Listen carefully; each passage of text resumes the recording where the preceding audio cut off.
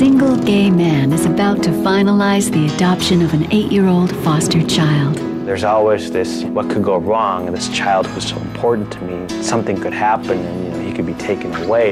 And a little boy anticipates living in the first permanent home he's ever known. It feels different, having the nice things. I never had nice things before. Next on Adoption Stories.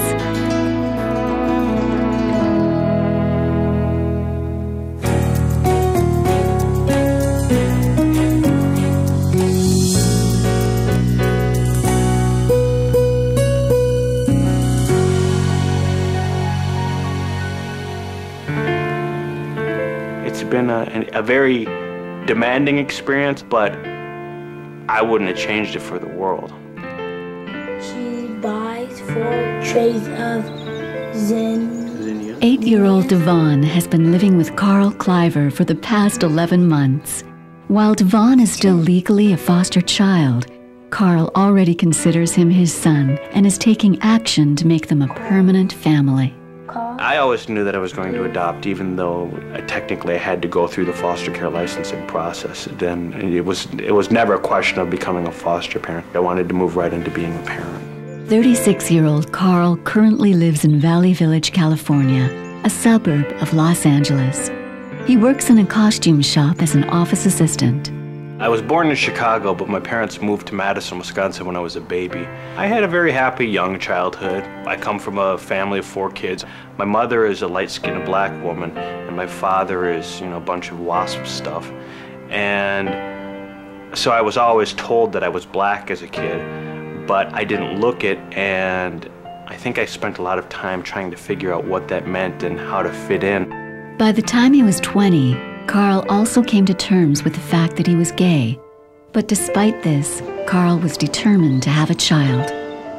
I guess I grew to appreciate the stability and the love that I grew up with, and just feel very appreciative of that whole situation, to the point where I felt like it was something I wanted to continue in my life, and it was something that I wanted to share with a child. As a gay man, Carl felt his best option for children was to adopt. He also hoped to find a life partner with whom he could co-parent a child. I had a relationship where I expected that we were going to adopt children together, and unfortunately that relationship didn't last. And at that point I really realized there was no reason for me not to go ahead and adopt a child. And I went ahead and decided that, adoption was the best option for me, and I started the process rolling. After researching the various possibilities, Carl decided to go through the Southern California Children's Bureau and the Foster Adopt program of Los Angeles County. I was looking for a child who was between the ages of 6 and 10. And what they have in the foster care system in abundance is males over 5, particularly black males, but a lot of Latino children too. Well, in my situation, I am half black, I speak relatively good Spanish, and I was just very comfortable with whatever happened with that. To his surprise, being gay and single proved not to be a problem for Carl. Instead, LA County Adoptions welcomed him into the program. What we look for in adoptive parents is not some kind of profile, but what we look at families who are willing to open their hearts and open their homes and be willing to meet the needs of a child. But the process to adopt a child through LA County is still intensive. Once we get them in the door and they're interested in adopting, we do a series of classes to help them understand the needs of our children, the losses that they've gone through, and how to help those children work through those losses. We also do extensive interviews and checking out the home environment. Carl quickly fulfilled all the requirements, including establishing the child's bedroom. One thing that I've been very blessed with is a very supportive family and very supportive friends. My mother, I think, was more excited about the adoption than I am, because this is her first grandchild and I'm 36, and I have an older brother and an older sister. So she's been ready to be a grandmother since I was probably about 20. He's always wanted to be a father, wanted to raise kids, and certainly I think there's no one in the world better suited to the job.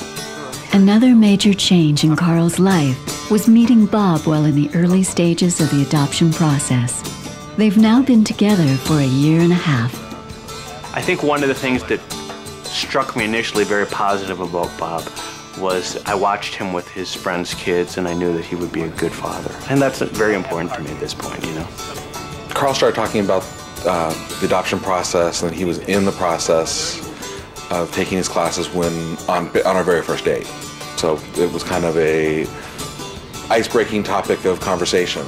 We probably became serious six, 7 months later. I mean, we're definitely looking at moving in together real soon. Meanwhile, Carl doggedly pursued becoming a parent, frequently perusing the Foster Adopt website, which features children available for placement. The day Carl saw Devon on the site, something clicked. I'm not somebody that believes in karma or divine fate or anything like that, but some things happened that made me feel like perhaps this was meant to be. Up to this point, Devon had led a troubled life. For the past 3 years, he had been in numerous foster homes because his mother was not capable of caring for him. When Devon came to live with Carl, it was a big adjustment. I was not initially prepared for the initial wave of difficulty that Devon had upon moving in with me. I wasn't prepared for him getting sent home from school a whole bunch of times. I wasn't prepared for his initial wave of anger. I wasn't prepared for a lot of that stuff. I didn't really function in the house as well as I do now. I wasn't used to having my own room with my own bathroom.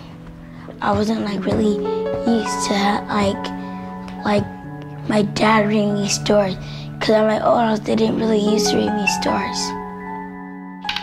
Carl's partner, Bob, felt this quality time between Carl and Devon was critical to growing a true father-son relationship. I would, come over and, see him on weekends a little bit, and I really wanted to give Carl and Devon their space so they could do their bonding. For Carl, suddenly being the father of an 8-year-old boy has required a lot of adjusting. It's been a very a demanding experience on a lot of levels, especially initially, but I wouldn't have changed it for the world. I got it. I wouldn't have traded it for anything. Carl and Devon look forward to their upcoming courtroom appearance. Though they already feel like a family, the adoption is not complete until the judge declares Carl to be Devon's legal parent.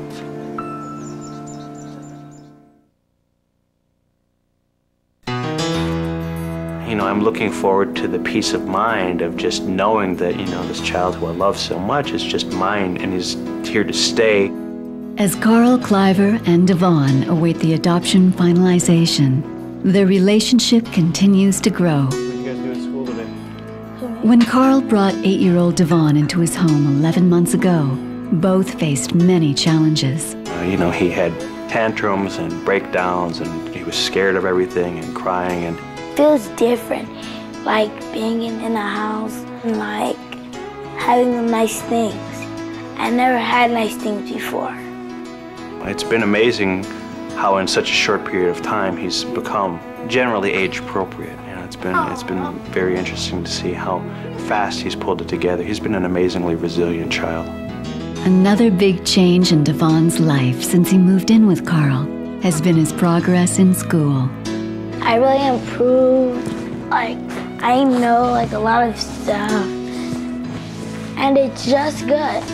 Well, it's been really amazing. His first spelling test when he got here, he got 0 out of 11 words right.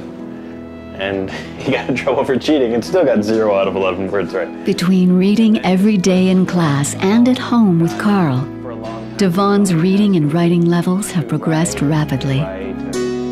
These are 15 out of 15, all of these, and considering, like I say, he was 0 for 11 for his first test, 10 and a half months ago, then that's a pretty big improvement.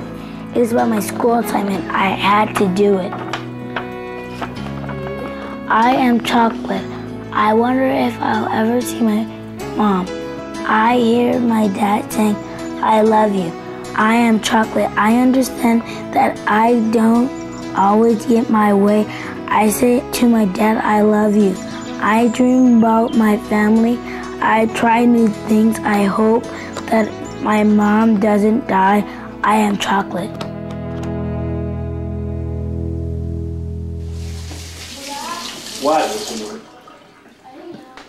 The last 11 months have been it's been readjusting my life around Devon, but it's also been really focusing on helping Devon readjust his life to fit into the normal ebb and flow of life. He has never been in the normal ebb and flow of life. He's always been kind of like left behind in the wake. And he's very excited to be doing normal little kid things. Over the past 11 months, Carl, Devon, and Bob have formed a strong family unit. Devon is just a genuinely really sweet, innocent kid. He needs a lot of attention, and that's okay. And we give it to him. If you're on A, you're on Dr. Dre, you're on Team Dr. Dre. If you're on B, you're on Team Snoop Doggy Dogg. So who's on Dre? Carl and Devon's relationship is amazing. I just kind of watch it, and I tell Carl all the time I'm in awe. He's just like this amazing parent. Soon after Devon moved in, Carl explained to him that he was gay. He was like almost embarrassed to even talk about it. And eventually we talked about what that meant to him and, what that meant, and, the concept of the word. And I mean, I could see the wheels turning in his head. And it took him a brief period, but it was pretty quick. He pretty much made that transition to like, okay, Dad's gay, and it's not a big deal, and we're on with the rest of our lives. I love being a dad.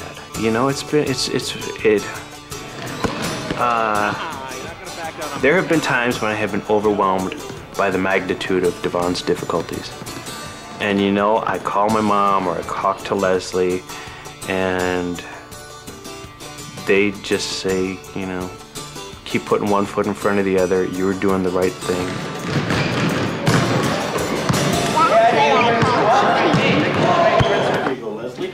Thank you. Carl also looks to his best friend and co-worker, Leslie, for support in raising Devon.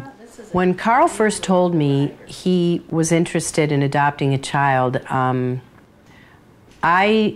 I said, sure. You have no idea what you're in for. What in the world are you thinking?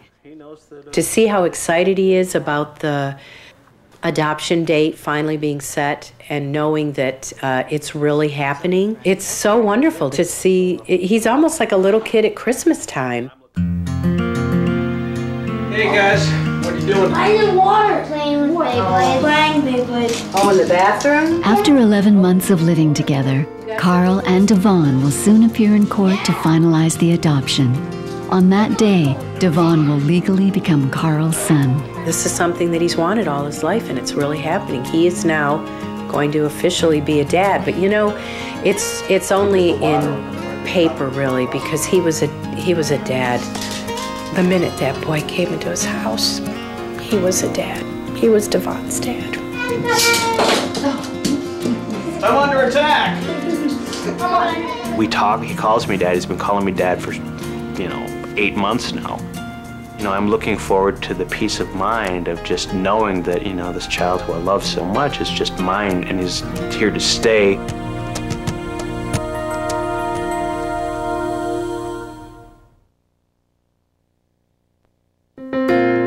I think he's the most wonderful kid in the whole world, and so I'm very blessed to be able to have him in my life.